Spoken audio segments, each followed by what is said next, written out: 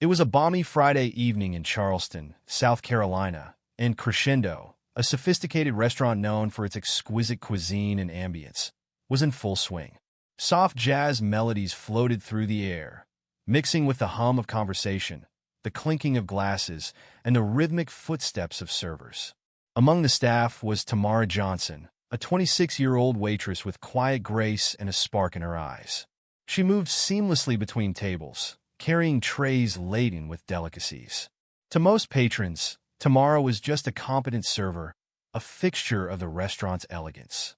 But behind her composed exterior lay a deep passion for music, specifically the piano. Tamara's life revolved around music.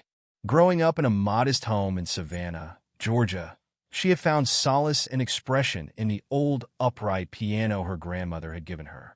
It became her escape and her voice. While her peers were out playing, Tamara was immersed in melodies, teaching herself classical compositions and gospel hymns. Despite her talent, financial struggles had kept her from pursuing formal education in music. Working at Crescendo was a means to an end, a way to save for her dream of attending a prestigious music academy. That evening, the calm of Crescendo was disrupted when Henry Harrington walked in, a millionaire entrepreneur with a reputation for ostentation. Henry was the kind of man who commanded attention wherever he went. His booming laugh, designer suit, and entourage of sycophantic companions made heads turn. Henry thrived on spectacle, often at the expense of others. As Tamara approached his table, balancing a tray with practiced poise, his eyes landed on her with a calculating intensity. She could feel the weight of his gaze, but she brushed it off and maintained her professional composure. "Tamara," Henry said, reading her name tag with a smirk. "A name as elegant as this place. Do you have hidden talents, Tamara?" His question caught her off guard, but she responded politely, "I enjoy playing piano, sir." Henry's smirk widened. "A pianista? How delightful. Maybe you'll grace us with a performance tonight." Tamara gave a nervous smile, hoping the comment was a passing jest. But as she walked away to attend to other tables, she noticed his lingering gaze and the hushed chuckles shared with his companions. As the night progressed, Henry's attention remained fixated on Tamara.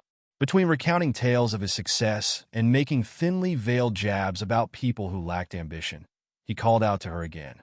"Tamara," he said loudly, silencing nearby conversations. "Why don't you give us a show? The piano over there is gathering dust, and I hear you're quite the musician." The dining room grew still. Tamara felt her cheeks flush as dozens of eyes turned toward her. "I'm here to work tonight, not perform," she replied with a nervous laugh. Henry leaned back in his chair, his smirk deepening. Afraid of a little audience? Or perhaps all talk and no talent? The words stung. Tamara's mother's voice echoed in her mind. "Never let anyone make you feel small. You're bigger than their opinions." A fire ignited within her. Without saying another word, she turned and walked toward the grand piano in the corner of the room. The room fell silent as Tamara sat at the polished black piano. Her hands hovered above the keys, trembling slightly. She closed her eyes, took a deep breath, and began to play Debussy's Clair de Lune. The first notes were soft, hesitant, like a bird testing its wings. But as she found her rhythm, the music blossomed. Each chord resonated with emotion, sorrow, hope, defiance. The room seemed to dissolve, leaving only Tamara and the piano in a shared, intimate conversation. The diners were captivated. Conversations ceased, forks were lowered, and even Henry's smug grin faded. The melody wove through the air, carrying Tamara's story, the struggles of her upbringing, her sacrifices, and her unyielding dreams. As the final note lingered, the room erupted into thunderous applause. Some diners stood, clapping enthusiastically. Her co-workers exchanged proud glances, and even the kitchen staff peered out, moved by the unexpected performance. Tamara stood and offered a small, polite bow. Her hands still trembled, but her heart felt lighter. She glanced at Henry, who remained seated, his smirk replaced by a forced neutrality. For a moment, he looked as though he might speak, but he simply clapped, a slow, hollow applause.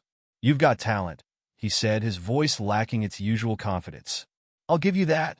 Tamara met his gaze, her tone calm but firm. "Everyone has talent. It's what you do with it that matters."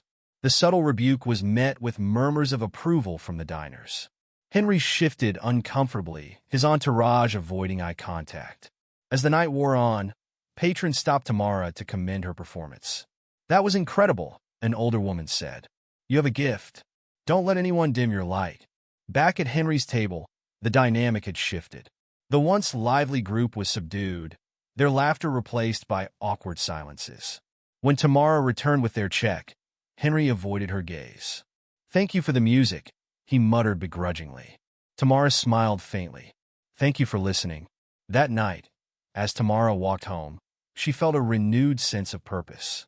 The piano wasn't just an escape or a dream. It was her voice, her power. And no matter how many Henry Harringtons she encountered, she vowed never to let anyone silence her again.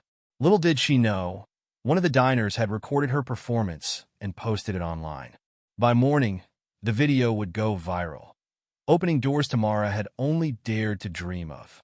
But for now, she carried with her the warmth of a room full of strangers who, for one night, witnessed her brilliance.